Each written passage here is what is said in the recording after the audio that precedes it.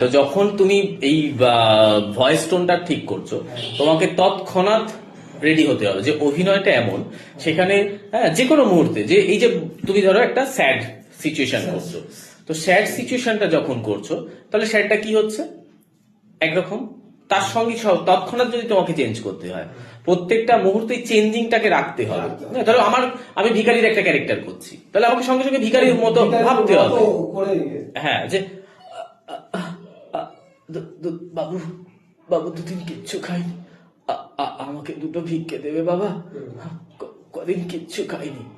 আবার তুমি তৎক্ষণাৎ ধরো একটা ভিলেনের ক্যারেক্টার করছো, ঠিক আছে, মেরে না মুখটা পুরো ফাটিয়ে দেবো, মনে রাখিস আমাকে, সঙ্গে সঙ্গে চেঞ্জ। আবার ধরো তুমি রোমান্টিক করছো, যে তিথি তিথি আমি রাজা, এই তো এই পাশের পাড়ায় থাকি, হ্যাঁ, আসলে এই গোলাপগুলো তোমার জন্য, মানে তুমি এত সুন্দর তাই ভাবলাম।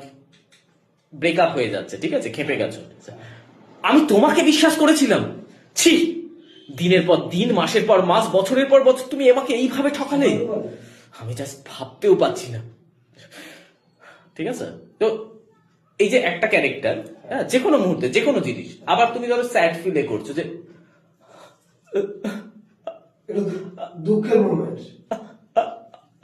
আমার সঙ্গে কেন এগুলো হয় বারবার, আমি তো কারোর সাথে কিছু করিনি, আমার সাথে। তো তুমি তৎক্ষণাৎ একটা ভয়েসের মধ্যে, হ্যাঁ, তোমাকে সঙ্গে সঙ্গে কি করতে হবে, ক্যারেক্টার চেঞ্জ, ঠিক আছে। আবার যখন তুমি মনে করো রাজা মহারাজার ক্যারেক্টার করছো, তখন আমার ভয়েসিং চেঞ্জ, আমি রাজকুমার নবপল্লব, ঠিক আছে, তাহলে সেখানে কি ভয়েস টোন চেঞ্জ হয়ে যাচ্ছে।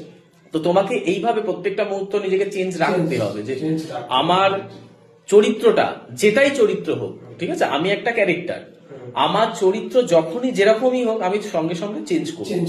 এই চেঞ্জ করাটা তোমাকে জানতে হবে। হ্যাঁ, ভয়েস টোনটা এমন একটা আমাদের পাওয়ারফুল হওয়া উচিত যে ভয়েসটাকে আমরা তৎক্ষণাৎ চেঞ্জ করাবো। এই যে বললাম যে ধরো অ্যাজ এ তুমি নেগেটিভ করছো, সঙ্গে সঙ্গে মুখ চোখ চেঞ্জ হলো, হ্যাঁ, একটা পাওয়ার ভয়েস টোন চেঞ্জ হলো, একদম। তাহলে এই ভয়েস চেঞ্জটা তোমাকে ভালোভাবে জানতে